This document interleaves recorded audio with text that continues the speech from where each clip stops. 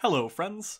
Today we're going to do a little bit of theory building around the alt-right, doing a little bit more of a deep dive into the internet culture aspect of the group and less of a broad overview like I have done in previous videos.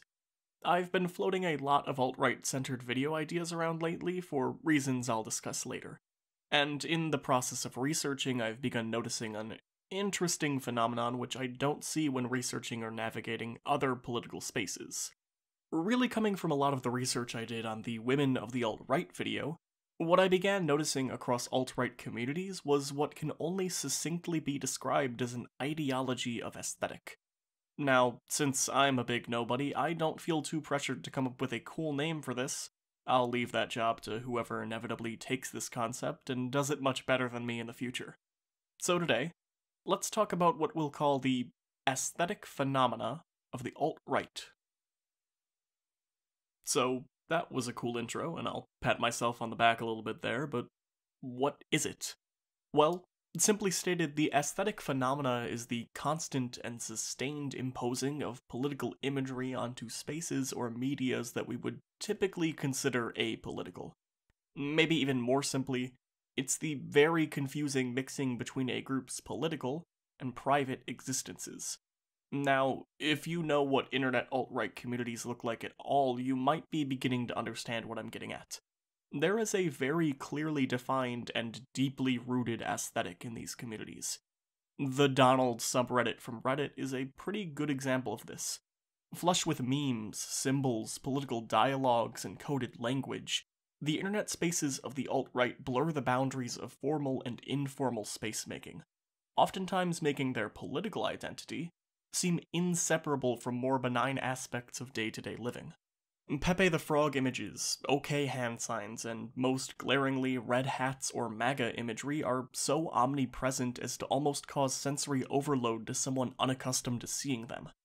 The unity of the alt-right aesthetic is undeniable because it is so blatant, and just as the flashier memes become fully ingrained into it, so too does the poorly coded racist lineage of the group make itself known as well, from the constant use of anti-Semitic parentheses surrounding Jewish names, to the incoherently vast yet extremely consistent existence of a litany of slurs reserved for all different races.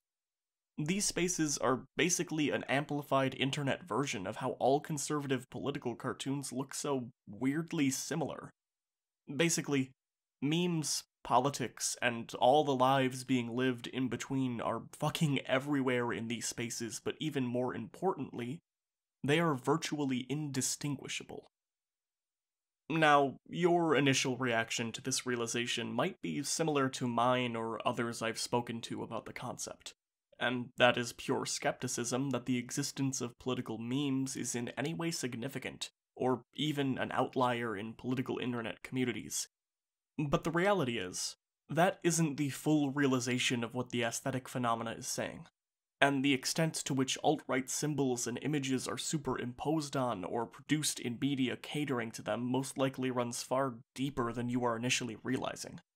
The second half to truly understanding the aesthetic phenomena comes with seeing how deeply rooted the obsession with the aesthetic is, and the sometimes bizarre levels to which media is polarized and politicized for no reason other than to conform with it. To really get an idea of what I'm talking about, we're going to look at someone who epitomizes this: Indigo White. So, Indigo White is what really catalyzed this whole realization, because she basically takes the aesthetic phenomena to its logical conclusion. To find her content we're looking for, you're gonna need to head to Pornhub, because she's an adult film star who makes a huge variety of niche solo videos. But of most interest to us are a few of them which would seem quite odd to literally anyone outside the alt-right circles discussed previously. They're solo videos with titles like All American Girl and SJW Student Destroyed by Professor, where White not so subtly applies a heavy dose of alt-right rhetoric into literal pornography, through either visual depictions of MAGA imagery or verbal infantilizations of and inherent attacks on perceived SJW strawmen. Sprinkling in the memes we would come to expect of an alt-right community, notably some gamers rise up and subscribe to PewDiePie clips, and the aesthetic on her channel really starts to take shape. And this bizarre politicization of content so extremely outside of what we would normally consider a space for political statements seems to be well received by the intended audience. Utilizing the most trustworthy source I've looked towards in researching any of these videos, the Pornhub comment section isn't short on praise for White's owning of the libs as she pretends to be a dumb SJW who can't pass her classes, or for reverence as she directs porn of herself adorned with a Make America Great Again hat on and a matching flag in the background. In fact, some of these desires creep into her other videos, as commenters say they might like to see her try on some literal Nazi regalia if it meant making liberals mad or sating the conservative desire for alt-right media. And the aesthetic phenomena only makes itself more apparent as one enters Indigo White's Discord and begins to look at the community that she has cultivated as a content creator. Hint, it's one that looks like it butted out from some other alt-right space, utilizing the same aesthetic and revering someone making content catering to that aesthetic. White's community defies the expectation of porn as a media type uninfluenced by partisanship, and illustrates how the aesthetic phenomenon sets itself apart in alt-right communities. But this pattern doesn't just appear in entrepreneurs creating content directed at alt-righters. The aesthetic phenomenon also encompasses the imposing of images or symbols onto content to make it political.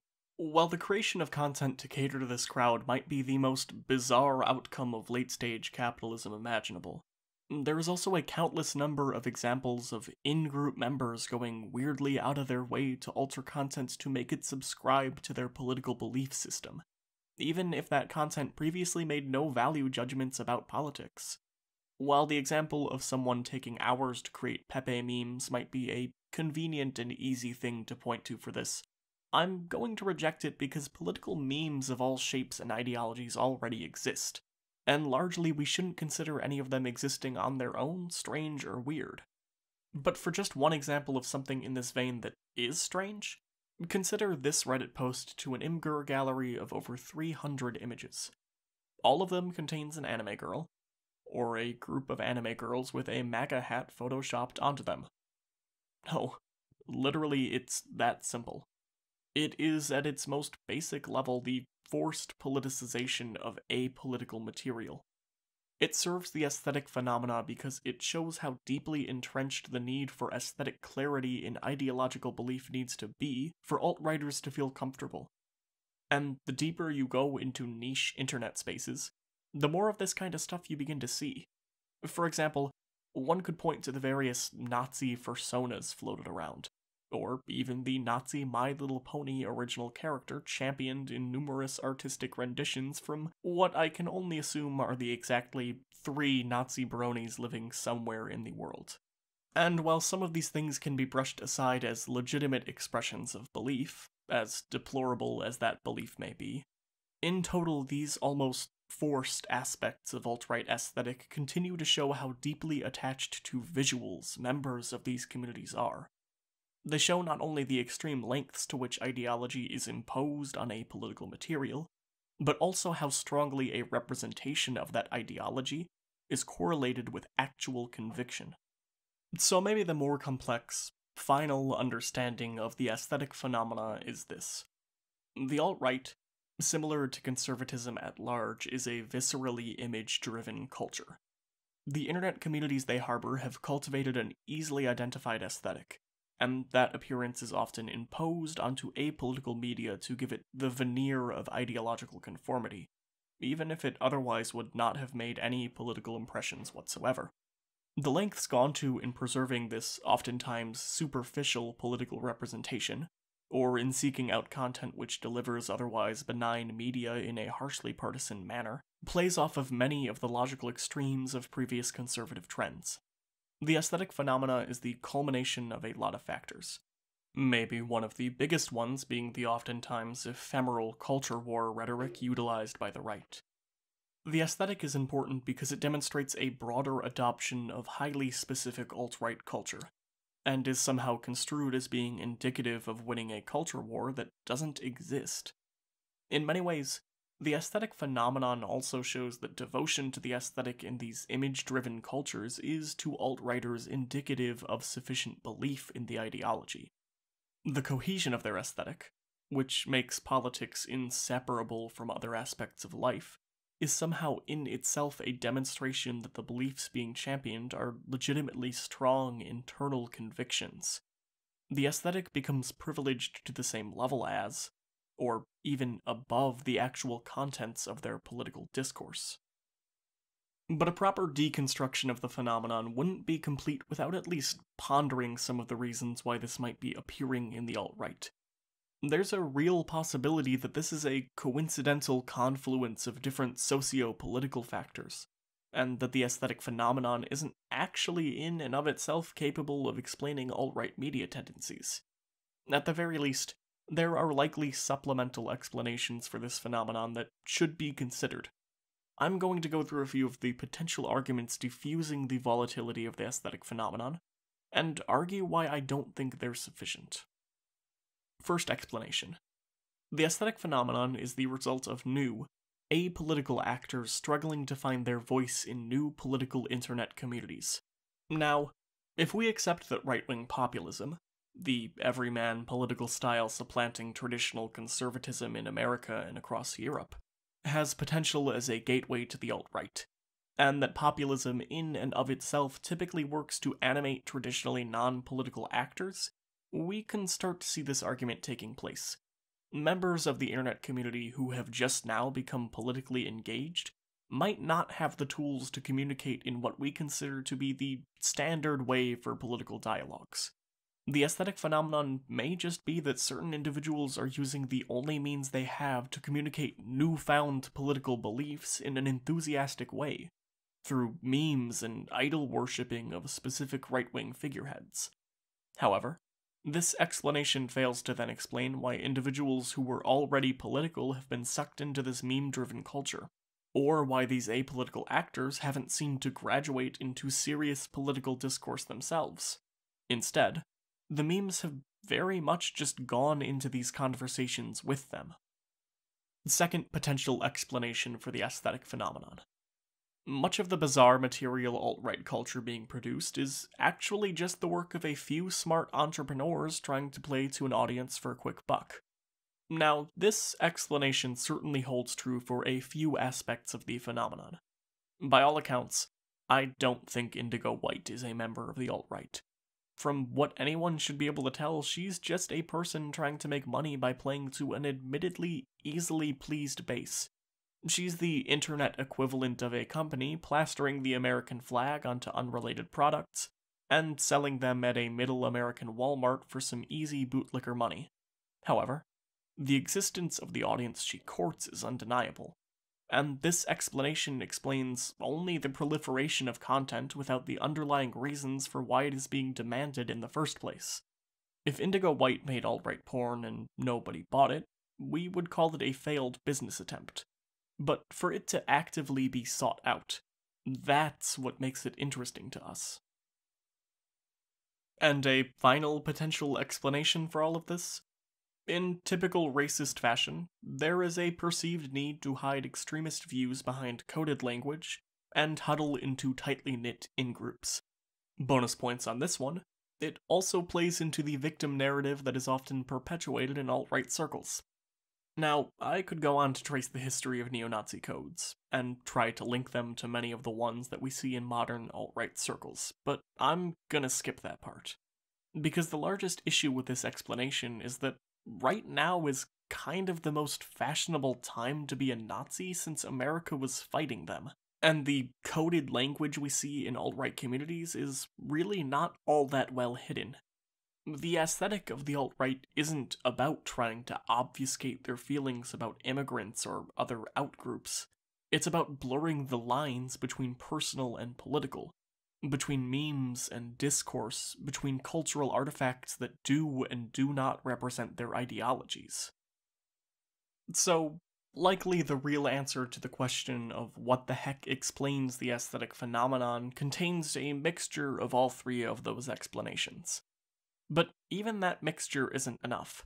The explanations still fail to show what makes the alt-right specifically susceptible to this, either individually or as a collective.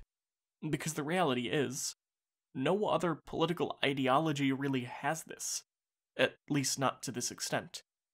Because yes, while shitty Facebook groups like Occupy Democrats exist to create meaningless and awfully constructed left-leaning political memes, we don't see these memes then become the basis of political discourse. There remains a clear barrier between the substantive and the poor attempts at comedy. Like, really, look at this, it's just awful. We also don't see a unified aesthetic or shared cultural symbols between the American political left to the same extent. We really just see shared language. And I tried. I tried really hard to find something like Bernie Sanders porn, but it just doesn't exist in the same serious way it does for the alt-right. The ceaseless devotion to the aesthetic, the placing it above the actual content of discourse is unique, and it has implications. The most useful thing to do when unable to explain the phenomenon in a satisfying way might be to at least look at some of the conclusions we can draw from its existence. Implications. First, the internet radicalization pipeline is a real thing, and reactionary content feeds into the alt-right quite readily. Now, this is something we also discussed in the Women of the Alt-Right video, but I feel the aesthetic phenomenon gives a new layer of texture to it. I don't want to dwell on the point for too long, but essentially the aesthetic phenomenon of the alt-right quite obviously caters to the tastes of the heavily online crowd. It becomes sort of a chicken and egg situation, but maybe rather than being exclusively the vestigial organs of a gamer culture blending into neo-Nazism, the aesthetic phenomenon also represents a calculated targeting of individuals likely to be radicalized, who then contribute further to the development of this very specific and effective design. Second, the aesthetic phenomenon makes the alt-right a genuine study in Poe's law.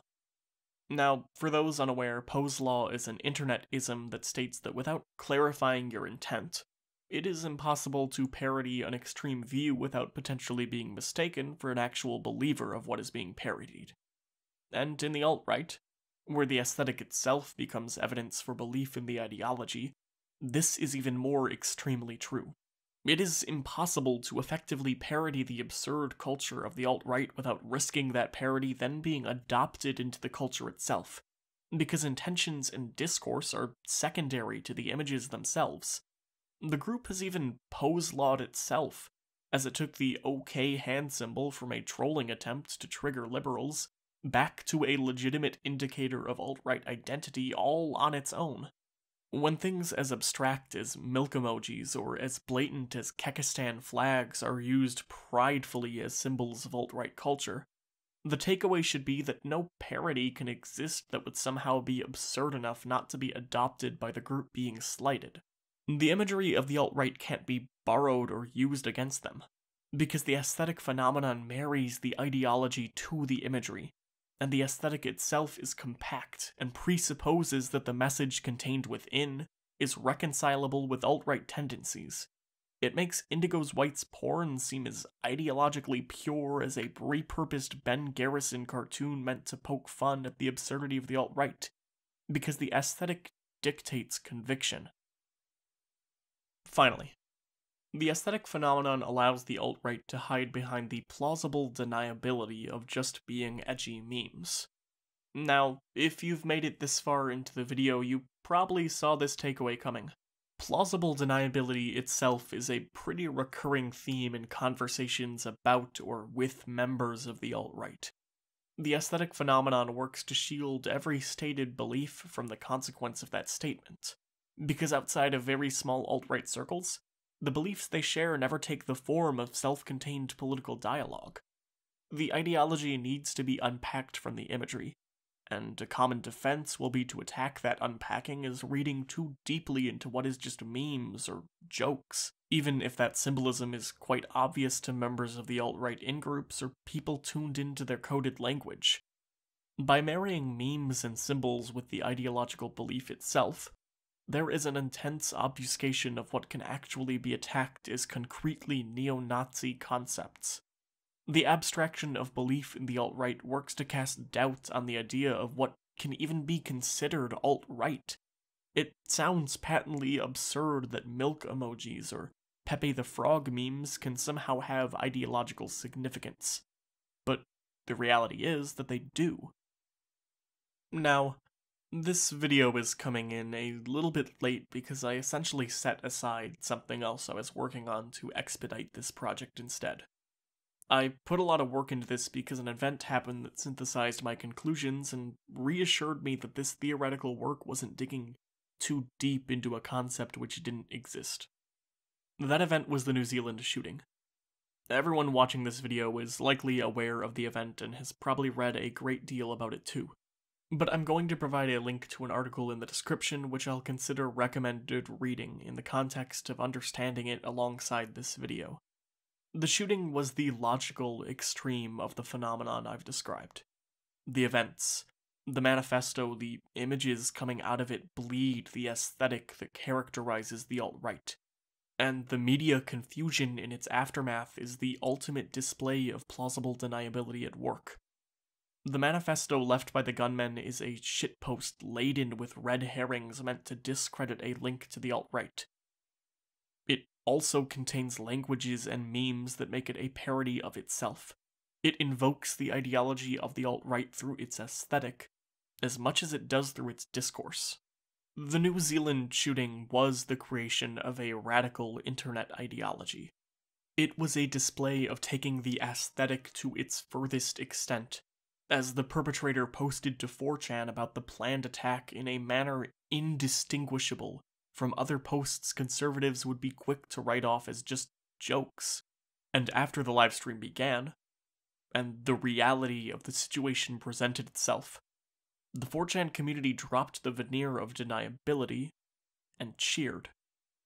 The aesthetic, while present in every response to the attack, was for one short moment dropped as an act of masking true intentions, and was used instead only for its main purpose, to unify a detestable ideology as they glorified and gamified mass murder. The shooting in New Zealand was not just the ultimate conclusion of one radicalized person's journey down the internet alt-right rabbit hole. It was a visceral case study of the gradual internalization of an aesthetic, as it hardens into a real, dangerous ideology.